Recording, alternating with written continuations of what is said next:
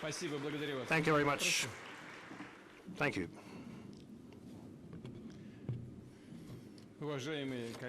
Dear colleagues, friends, ladies and gentlemen, I welcome participants and guests of the 6th International Forum, Arctic Territorial Dialogue. For the first time, it is hosted by Murmansk, the capital of the Russian Arctic, a hero city that today is on a fast development track. Just like our northern cities and constituents of the Russian Federation, it launches projects that are momentous for the entire country. Russia is the largest Arctic country.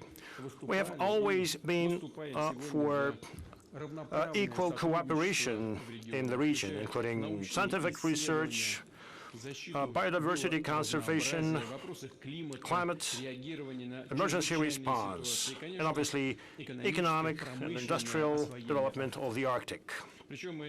We are ready for a joint work not just with the Arctic states, but with anybody who, just like ourselves, share responsibility for a stable and sustainable future of our planet, who is able to take balanced decisions that look ahead for decades. Regretfully now, the international cooperation in northern latitudes experiences not the best of times. In the previous years, many Western countries started to head for a confrontation. They severed economic links with Russia. They seized scientific, educational, and cultural contacts. The dialogue on maintaining ecosystems of the Arctic shut down. In other words, politicians, party officials, including the members of the Green parties in some countries, tell their citizens, their voters, on the importance of maintaining the climate agenda and nature conservation. But in reality, they act differently. Let me remind you that for cooperation in the environmental field to prevent emergencies, of the Polar Circle and joint response, the Arctic Council was set up. But this mechanism has also got degraded today, and mind you, Russia never refused to interact in this format. That was the choice of our Western partners, Western states. As they say in such cases, if you don't want to, so be it. We'll work with those who want to. However, it's obvious that the role and significance of the Arctic, both for Russia and for the entire world, are growing. But the same is true for geopolitical competition, unfortunately, the struggle for positions in this region. Suffice it to say, and everybody knows about it very well, suffice it to say that the United States plans to support the accession of Greenland. It's only at first glance, it might be a surprise for anybody, and it would be a grave mistake to believe that these are just some eccentric talk of new American administration. Nothing of the kind. In fact, such plans were obvious back in 1860s. Back then, the U.S. administration considered the possibility of annexation of Greenland and Iceland, but this idea was not supported by Congress at that time. Let me remind you that by 1869, the American papers laughed at the purchase of Alaska. The deal was called a folly. Alaska was called an icebox. And polar bears garden of Andrew Johnson, the U.S. president at the time. So the suggestion to incorporate Greenland failed at the time, but now the purchase of Alaska obviously is looked at the U.S. quite differently, just like the deeds of Andrew Johnson. So it is nothing surprising about what's happening now. especially since the story only started back then, but it continued later on. In 1910, a tripartite swap transaction was put together, bringing together the United States, Germany, and Denmark. The Greenland would go to the United States, but the transaction failed at the time. During the Second World War, the United States deployed military bases in Greenland to protect its from Nazis, prevent its capture by Nazis. But after the end of the war, the U.S. suggested to buy the island from Denmark, and just recently, judging by international history. So we're talking major plans, serious plans of the U.S. with respect to Greenland. And as I just mentioned, those plans have deep historic roots, and it is obvious that the United States will continue to promote their geopolitical, military, and economic interests in the Arctic. As to Greenland, I think this is an issue that concerns two states and has nothing to do with us. However, we are concerned with the fact that the NATO countries increasingly identify the far north as a foothold for possible conflicts. They do military exercises in these conditions, primarily using the forces of their new recruits, Finland and Sweden, and up to recently we've had no issues with them. So somehow they create these with their own hands. Why? No idea.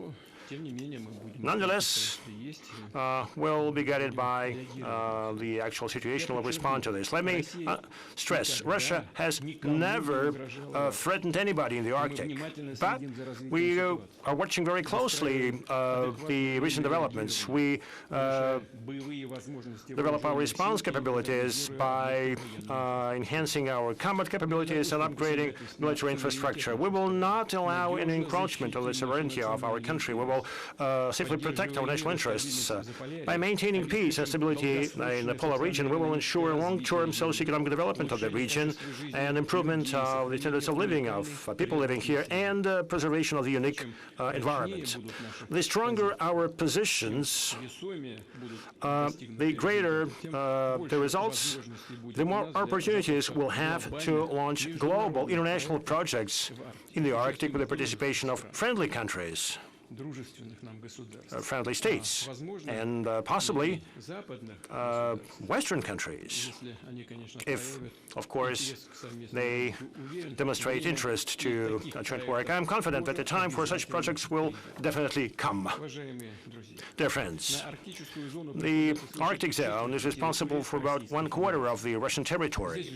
Here, more than 2 million our citizens live and work, and they made a major contribution to our advancement. According to estimates, the Arctic is responsible for 7% of the GDP of Russia and about 11% of our exports. And we see that the prospects are indeed tremendous, the prospects for future comprehensive development of the region. A major area is strengthening the transport and logistical framework of the Arctic. I'd like to stress that this year we celebrate 500 years since the first mentioning in the historic sources of a audacious idea of Russian seafarers and fishermen about a possible trade route along the northern seas to the east to China, along the so-called Northeastern Passage, a prototype of today's Northern Sea route. Over the past 10 years, the cargo traffic on the Northern Sea route from the Kara gates to the Bering Strait has increased by an order of magnitude. In 2014, only 4 million tons of cargo were brought along this route. Just recently, in 2014, okay? 4 million tons. Last year, almost 38 million tons. It's 5 times the record set back in the Soviet times. We think In fact, we are confident that by 2030, we will have some 70 to 100 million tons. But our plans, both in terms of volume and geography of cargo traffic, on building up our Arctic fleet are much bolder. The Northern Sea Route should become a key section of the trans-Arctic transport corridor, going from St. Petersburg via Murmansk to Vladivostok. It is to connect the global industrial, agricultural, energy centers, and consumer markets, offering a shorter, safer, and more cost-effective route.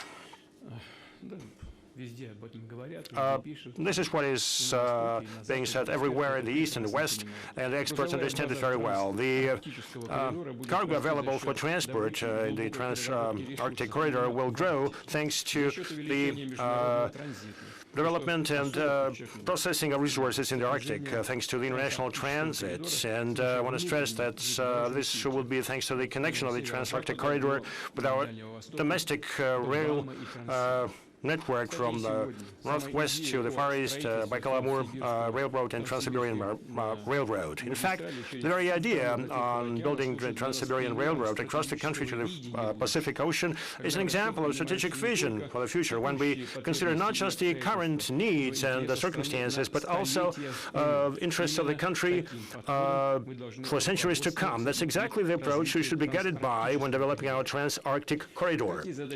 What objectives and goals are of priority here? First, already now, Russia possesses the most numerous icebreaker fleet in the world. And we need to strengthen these positions. We are to commission icebreakers of the next generation, including nuclear-powered icebreakers, and only our country possesses such icebreakers. Nobody else in the world has such a fleet. 4 of those are of the newest series, 22-22-0, and they already are operated in the Arctic. 3 more are under construction, Chukotka, Leningrad, and Stalingrad, and also a super icebreaker with the capacity of 120 megawatts called Russia that would ensure more effective escort of large capacity vessels in high latitudes across the year, all around the year. Now, let me stress that the cost of icebreaker escort and overall cost of cargo transport on trans-Arctic corridors should be competitive and acceptable for the market. This is a key condition to ensure the use of the route and its attractiveness for business. Together with colleagues from the government, we discussed these issues, and I have to agree that this work should be market-based. Second, Russia, as a sovereign country, needs its own merchant marine in the Arctic, including cargo and the search and rescue vessels. That would ensure transport both across the northern seas and also in internal waterways in the Arctic regions. I have to admit that only local capacities are insufficient. And in this connection, we have to work in all directions. We have to order and procure vessels that have been built. We have to establish cooperation with global manufacturers and overall build up our shipbuilding industry guided by our strategic objectives. Of course, first of all, and I want to bring the attention of the government to this, we need to support our shipbuilding and ship repair enterprises that upgrade their capacities and expand their production and building international production lines. I also ask the government to think of building new shipyards in Russia, modern, sophisticated, high-tech industries. Third, Russian shipping companies have been successfully operating in the northern seas. They carry petroleum products and LNG. Now we have to create conditions to support the growth of effective local operators that would transport containers, coal, and other cargoes across the Arctic. We're open to joint ventures. International logistic operators could make profitable investments in such companies, not just with their capital and technologies, but also with some of the fleet of their commercial vessels. Fourth, we will speed up our efforts in order to expand the capacity of our northern ports. We will be using state-of-the-art green solutions, including unmanned and automated cargo handling technologies. The capacity of the Murmansk transport hub, thanks to the advent of new terminals and expansion of rail approaches, in the near future should triple, at least triple. I'd like to add that interest to this project and the overall development of the transport infrastructure in the Arctic is demonstrated by our partners from Belarus, China, and United Arab Emirates and other countries. It is a most interesting endeavor from the business standpoint. Now, we intend to set up major multimodal hubs as logistical centers in the Trans-Arctic corridor. Not only we will shape convoys here, but we will have industrial sites to come up with industrial products. To enhance logistical sustainability of the Trans-Arctic corridor, I would like to ask the government to set up plans in order to expand the capacity of the existing seaports in the Arctic and to think of where on the Arctic coast we have to build new ports and what kind of pace we should take in order to develop the adjacent infrastructure. Primarily, I mean, linking up our sea harbors with the railroad network. In this connection, fifth, just like with the Eastern Polygon, which includes the Baikal-Amur Railroad and Trans-Siberian Railroad, we have to develop the Arctic polygon of railroads, including the upgrade of the Northern Railroad in Komi and Yamal-Nenets Autonomous District. We're aware of the current situation with the Russian railroads development. We know what kind of challenges the company is facing. It's all well known, but thinking about the development of this railroad, we need already now what kind of opportunities this would provide. The regions of Siberia, the Urals, and the northwest of Russia will get a direct access to the north, to the Arctic ports, which would allow to relieve the Trans-Siberian Rail and effectively use maritime transport. Besides, the new points of entry to the Arctic will be provided for the north-south corridor that connects us with the Central Asian countries and the Persian Gulf states. And of course, for the development of the Trans-Arctic route, we need to unlock the potential of internal waterways in the Arctic, our great rivers, the Lena, the Yenisei, and the Ob. Among other things, it would help strengthen the system of supply of goods to the northern territories so that residents of the Arctic are securely provided with food and other goods. To implement these and other major initiatives, we have to pool the resources of the government, regions, and the business community, including the banks, both with the government participation and the private banks. We need to lean on the local securities market to bring in capital into the Arctic infrastructure. Well, of course, infrastructure projects are complex and costly, and they take a long time to pay back. But it is these projects that at a new level ensure the true transportation sovereignty of Russia. And I'm confident that if our foreign partners participate in those projects, this would guarantee investment for a long term with good returns for them. Therefore, it is impossible. We should not put off these projects. They should be launched and implemented now, as soon as possible. Well, obviously, we need to be flexible. We need to make these projects interesting for both Russian and foreign investors. In this connection, I suggest that we should think a special project office under the auspices of our leading development institutions, VEB. The project office will provide support to transport, logistics, infrastructure projects in the Arctic and the projects of urban development in the region. The project office will serve as a structure where a potential investor could turn directly and obtain all the necessary support. I ask the government to come up with proposals to this end. Besides, I task the government with the participation of Rosatom, VEB, and relevant commission of the State Council by August 1st this year to approve the financial, economic, and institutional model for the Trans-Arctic Transport Corridor development. Dear colleagues, today in the Russian Arctic we develop deposits of oil, natural gas, metals, other mineral resources. We will continue large-scale geological exploration here, primarily within the framework of the federal project called Geology Revival of a Legend. However, the task is to use this rich resource base in order to open in-depth processing facilities here. While preserving the unique Arctic nature, we need to come up with high value-added products in petrochemicals and gas-to-chemicals industry, in the rare earth metals, and so on.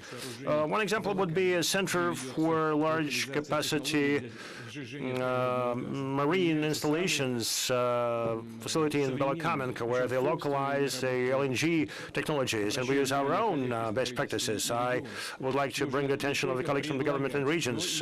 You need not only to suggest, but also to effectively fine-tune the instruments used to support investment and business activity in the Arctic.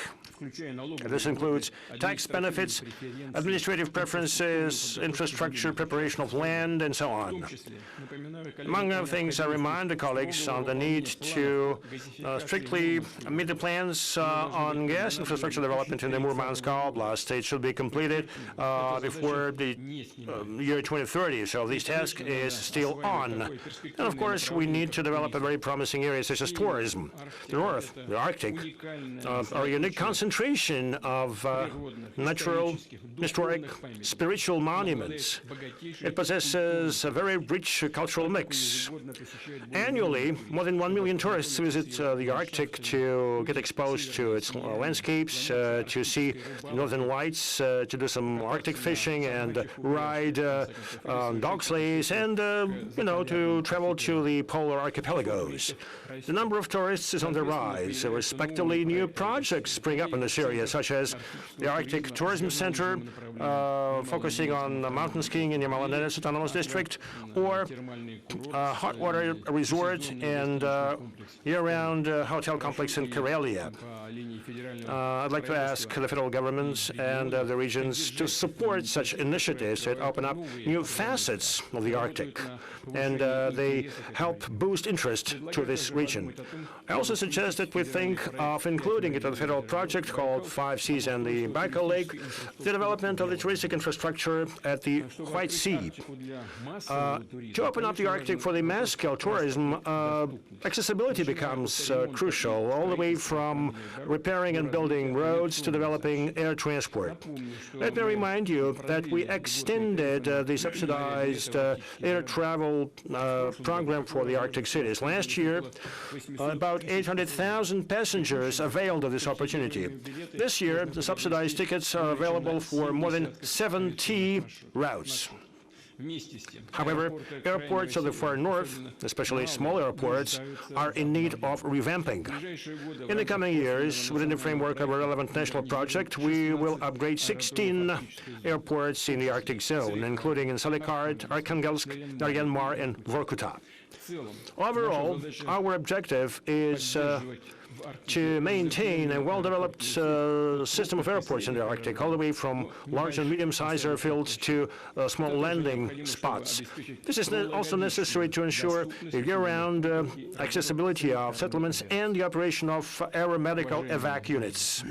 Dear friends, a key, integral goal of our plans is to improve the quality of life for people living here, to ensure modern conditions for study and work, for leisure and bringing of children in this harsh region that lures people with amazing forests. On many occasions, I talk to people and Northerners, and both those who were born here and who came here, tell me that the North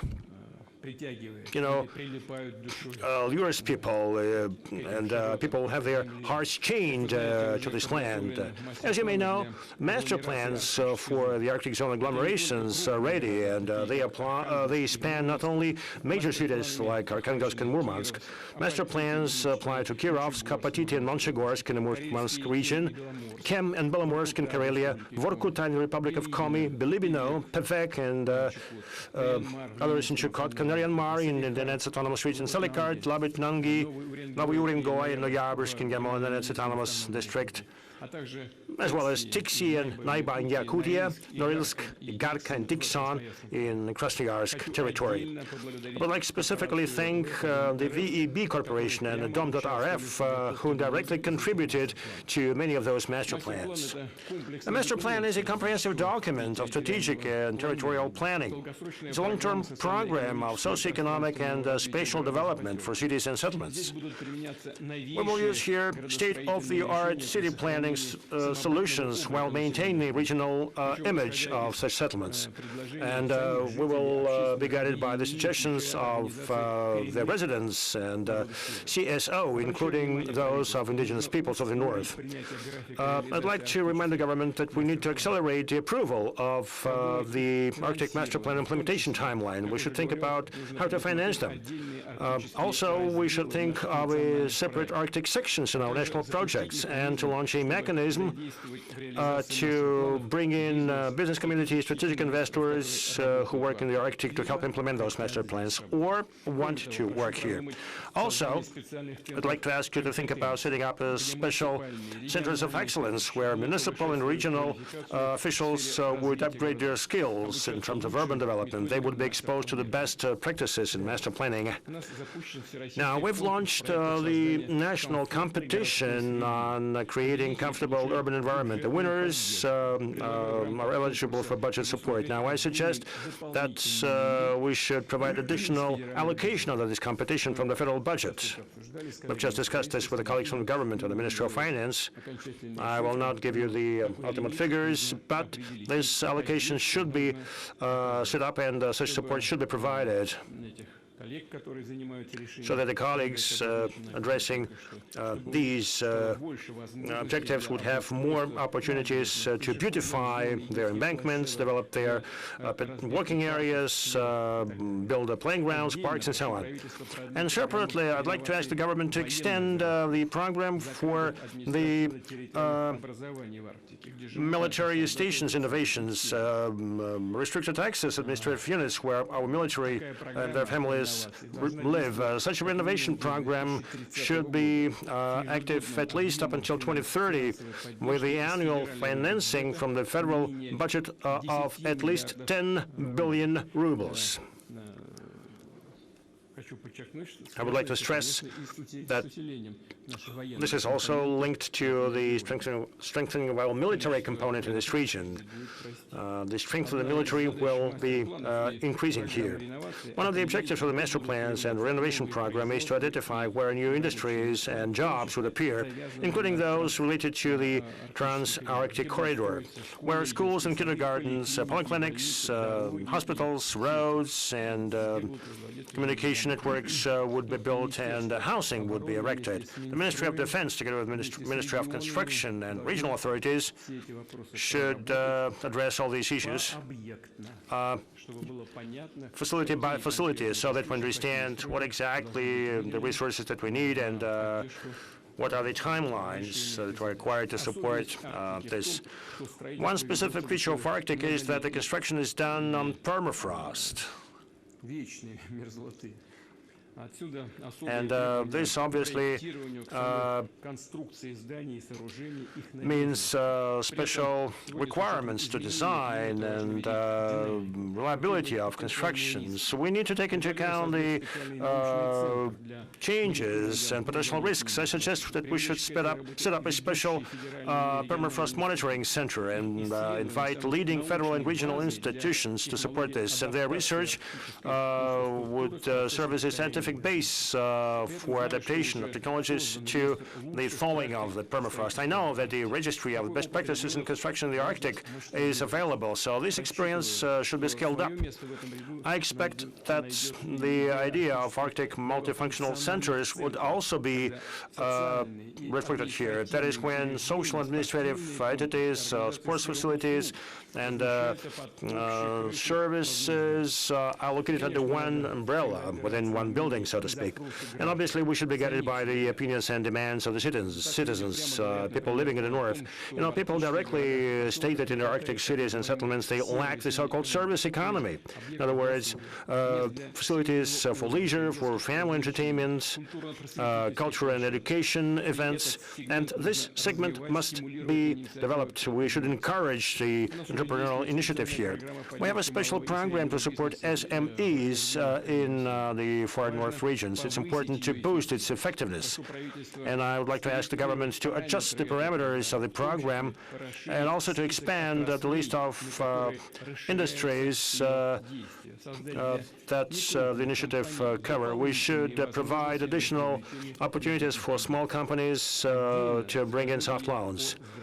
I would like to say a few words separately on healthcare. Availability of healthcare in the north objectively is lower compared to the central part of Russia, especially in remote settlements. I would like to ask the government to come up with a special mechanism to finance healthcare. In order to preserve health of residents of the north, we have to employ digital technologies. We are to equip mobile vulture units with AI-enabled instruments that would help remotely test human health and diagnose conditions and come up with treatment recommendations.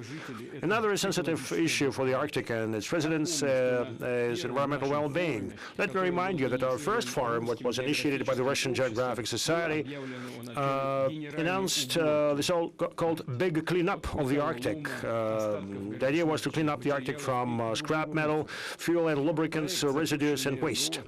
The project launched by the Russian Geographic Society with the participation of the Ministry of Environment brought together thousands of volunteers and CSOs, and we will continue this effort. We will ensure a comprehensive preservation of the Arctic zone of Russia, including addressing of such a major issue as cleaning up of the sea districts from sunk boats and ships. Of course, money is needed for that, and I ask the government to think about it, including the issues of financing by year. We will remove technology waste and do remediation for such territories with a focus on improving the situation in cities and settlements. We will do the so-called revitalization of abandoned territories, facilities and lands. We will be thinking about their reuse for the benefit of residents of the Arctic cities. In fact, we pay our dues to the Arctic, but we may not pile up new debts with respect to its unique nature. Taking into account the plans for economic development of the region, it's important to strike a balance between using natural riches and environmental preservation. In order to test new environmentally efficient technologies in the Polar Ural and the Molinenets Autonomous District, we plan to set up a scientific and educational station, Snezhinka, Snowflake, by the end of 2028. Here, an international team of researchers and academics would test green technologies for the Arctic in the field. They would think about their application for livelihoods, telecoms, medicine, and industry of new materials. Dear colleagues, the Arctic is a territory of tremendous opportunities for specialists in any profession, for entrepreneurs, for the youth, for families who have lived here for generations or who moved here recently and plan to settle here to buy or build their own home. We have extended the Arctic mortgages program by 2030. The mortgages are provided at 2% per annum. We came up with softer conditions for borrowers, say teachers and healthcare professionals, are relieved from the length of service requirements. Now, the participants of the special military operation and employees of the military-industrial complex are also eligible for this program. Now, dilapidated housing is another major issue for Northerners, and I would like to ask the government to come up with a plan to address this issue by September 1st, and this plan should span at least 10 years. As you may be aware, we launched the affordable rental housing program in the Far East. Young people who come to the Far Eastern regions, who are graduate universities there, can find jobs there and rent apartments at fairly low cost, and the rental payments are subsidized from the regional and federal budgets. I suggest that we extend this program to the key settlements in the Arctic so that rental housing becomes more affordable for those who only start their work career in the regions, for those who can live and work here and would love to do this. The program should become effective in the Arctic already on January 1st, 2026. We also agreed to extend the Murayovo-Amursky managerial personnel training program for the Arctic regions. This has been accomplished already. I'm confident that such a training should give a powerful start for many promising leaders, and this would benefit both the Arctic and the entire country. One more thing. The North has always been a magnet for bold people, true leaders. One of such devotees, enthusiasts, is the renowned researcher, polar explorer Artur Chilingarov, and I suggest in his memory to set up special grants targeted to support young initiatives within the framework of environmental, educational, and scientific projects in the Arctic.